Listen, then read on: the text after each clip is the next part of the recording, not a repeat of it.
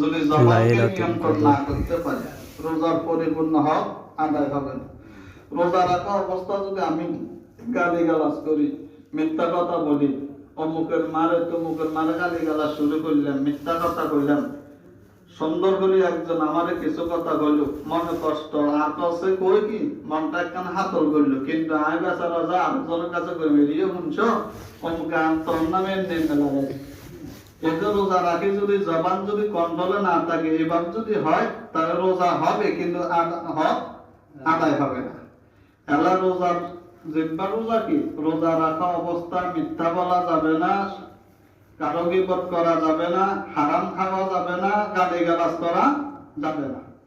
আল্লাহর হাবিব বলেন, আন আবি সাঈদ আল-খুদরি রাদিয়াল্লাহু তাআলা আনহু قال قال النبي صلى الله عليه وسلم মান ইয়াতমাল্লি মা বাইনা লিহাইহি ওয়া মা বাইনা রিজলাইহি আতমালাহুল জান্নাহ। বুখারীর হাদিস।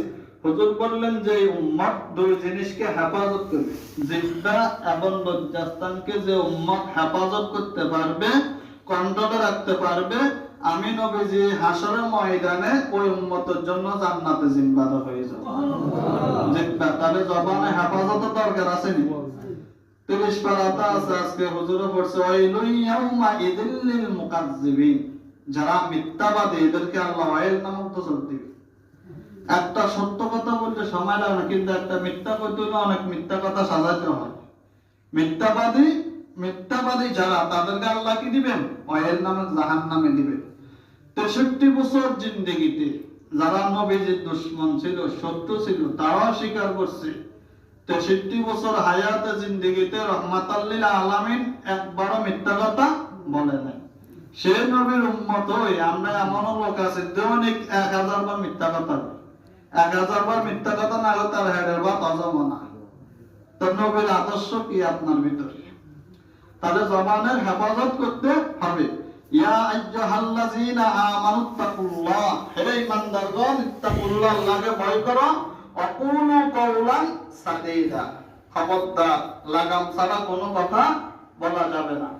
লা ইউহিব্বুল্লাহুল জাহরা বিসসুই মিনাল কাওলি ইল্লা মান যুলিম, যারা অতিরিক্ত কথা বলে, অতিরঞ্জিত করে, প্রপাগান্ডা ছড়ায়, এদেরকে আমার আল্লাহ পছন্দ করেন না। তাহলে জবানের হেফাজত করতে হবে।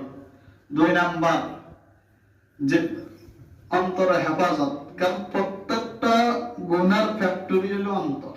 আগে তো অন্তর অনুধাবন করা হয় না, হাত পায়ে চালা, মনে মনে ভাবলে না হয়, হাতে পায়ে কি গুনাহ করে। ইয়ালামু খায়নাতাল আ'ইনি ওয়া মা